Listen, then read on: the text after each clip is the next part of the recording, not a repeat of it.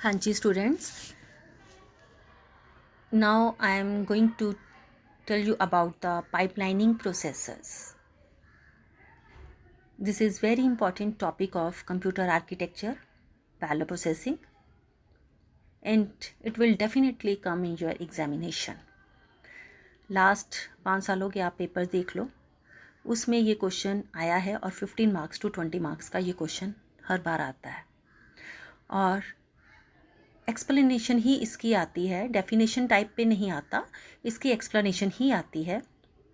Very important, इसको आप अच्छे से कर लो। इसके 3 डायग्राम्स हैं इसमें, जिसको आपने बहुत अच्छे तरीके से देखना है और ये डायग्रामेटिकली अगर आप इसको पेपर में एक्सप्लेन करके आते हो then you will get the good marks. चलिए तो मैं बताती हूँ कि सबसे पहले कि हमारा पाइपलाइन होता क्या है। पहले ये कि हमारा जो आर्किटेक्चर है, जो हमारा कंप्यूटर स्ट्रक्चर है, पैरेलल कंप्यूटर स्ट्रक्चर है, उसमें बेटे 3 तरीके के हमारे पास आर्किटेक्चरल कॉन्फ़िगरेशन होती है। सबसे पहले होता है पाइपलाइन कंप्यूटर, दूसरा होता है एरे प्रोसेसर, तीसरा होता है मल्टी प्रोसेसर सिस्टम। पहला पाइपलाइनिंग। जो पाइपलाइन कंप्यूटर होता है that performs overlapped computation to exploit temporal parallelism. Fine. An array processor uses multiple synchronized arithmetic logic unit to achieve the spatial parallelism. जो pipeline computer है this is just like pipe, wash basin की pipe होती है। जो पानी पहले जाता है वो पानी पहले ही, मतलब पहले पानी से टैप से जाता है वो पहले ही नीचे गिरता है। तो इसमें भी ऐसा है, पाइपलाइनिंग कंप्यूटर में ऐसा ही होता है। इसमें जो स्टेजेस होती हैं वो हमारे पास होती है instruction fetch, instruction decode, operand fetch and execution. और इन स्टेजेस से जो डाटा पहले हमारे पास इंस्ट्रक्शन फेच होगी वही सबसे पहले एग्जीक्यूट होगी और उसकी ही आउटपुट आएगी। पाइपलाइन कंप्यूटर में हम बताएंगे कि हमारे पास इंस्ट्रक्शन आती है, इनपुट आती है, वो फेच हो जाती है इंस्ट्रक्शन फेच स्टेज पे। जब वो फेच हो जाती है वो डिकोडिंग के लिए जब S2 के पास जाती है, फाइन, तो अब इंस्ट्रक्शन फेच फ्री हो गया, बट वो फ्री नहीं रहेगा, वो नेक्स्ट इंस्ट्रक्शन आ जाएगी। एट द सेम टाइम हमारे पास 2 इंस्ट्रक्शंस हैं, जो पहली आई थी वो डिकोड हो रही है और जो उसके बाद आई थी वो फेच हो रही है। अब डिकोडिंग के बाद थर्ड हमारी स्टेज आ जाती है ऑपरेंड फेच, तो वो ऑपरेंड फेच के पास चले जाएगी, पहली वाली S3 स्टेज के पास चले जाएगी, और जो S1 में थी वो S2 के पास चले जाएगी डिकोडिंग के लिए, और नई एक और इंस्ट्रक्शन हमारी आ जाएगी। ऐसे ही फोर्थ स्टेज पे चले जाएगी, थर्ड वाली थर्ड स्टेज पे, सेकंड इंस्ट्रक्शन सेकंड स्टेज पे, और एक और नहीं आ जाएगी। मतलब मैं आपको ये कहना चाहती हूँ एट द सेम टाइम्स हमारी जो 4 इंस्ट्रक्शंस हैं वो क्या हो रही हैं, एग्जीक्यूट हो रही हैं। This is the pipeline. Pipeline में हमारे पास स्टेजेस होती हैं।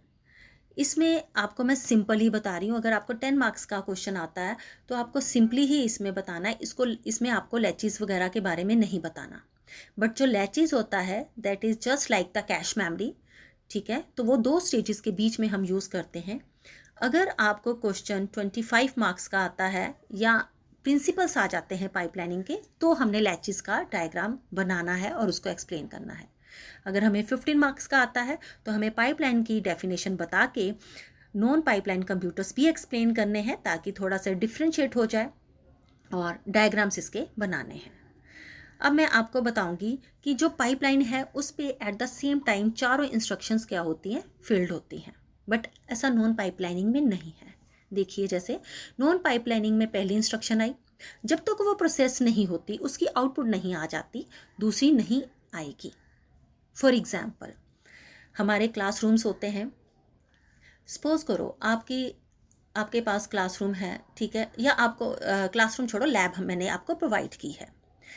आपके सारे दिन सारे लेक्चर्स लैब में तो नहीं ना होते, पर अगर मैं पाइपलाइनिंग के हिसाब से चलूँ तो क्या होगा, जो हम चलते हैं आपने कॉलेज में चलते हैं बिकॉज ऑफ इंफ्रास्ट्रक्चर यूटिलाइजेशन, कि एक आप लोग गए, आपने लैब का लेक्चर अटेंड किया, लैब में बैठे, जब आपका लैब का ख़त्म हो गया आप थ्योरी रूम में चले गए, लैब फ्री हो गई, तब दूसरी क्लास एंटर कर गई।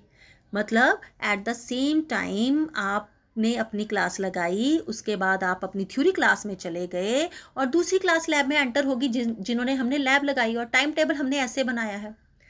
अगर हम नॉन पाइपलाइनिंग के हिसाब से चलें तो उसके हिसाब से जब तक आपका टाइम टेबल सपोज करो 9 to 2 है, आपकी 3 क्लासेस जो है लैब में है, आपने 3 क्लासेस लगाई, फर्स्ट पीरियड लगाया, थर्ड पीरियड लगाया, सिक्स्थ पीरियड लगाया, यानी सेकंड और फोर्थ तो वहाँ पे नहीं था ना, तो वो लैब फ्री ही रहेगी। नॉन पाइपलाइनिंग में यही होता है, जब तक आप कॉलेज से बाहर नहीं चले जाते मैं दूसरों को वो नहीं दे सकती। जब आप चले जाओगे तो मैं दूसरी क्लास को दूंगी। तो इससे क्या होगा, बाकी क्लासेस का टाइम टेबल है वो ऑड आवर्स में हो जाएगा, ठीक है। रिसोर्सेज की यूटिलाइजेशन प्रॉपर नहीं होगी। तो पाइपलाइनिंग और नॉन पाइपलाइनिंग में यही डिफरेंस है। तो इसको आपने डायग्रामेटिकली बना के बताना है। आपने स्टेजेस जो इंस्ट्रक्शन फैच है, इंस्ट्रक्शन डिकोड है, ऑपरेंट फैच है, एग्जीक्यूशन है, इसको आपने बहुत अच्छे से एक्सप्लेन करना है। 10 to 15 मार्क्स का आए तो आपने यही चीज़ें बतानी है।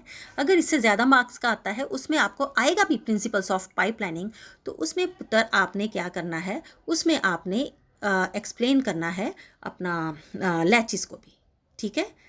चलो जी, good luck, have a nice day और अच्छे से आप करो, ठीक है।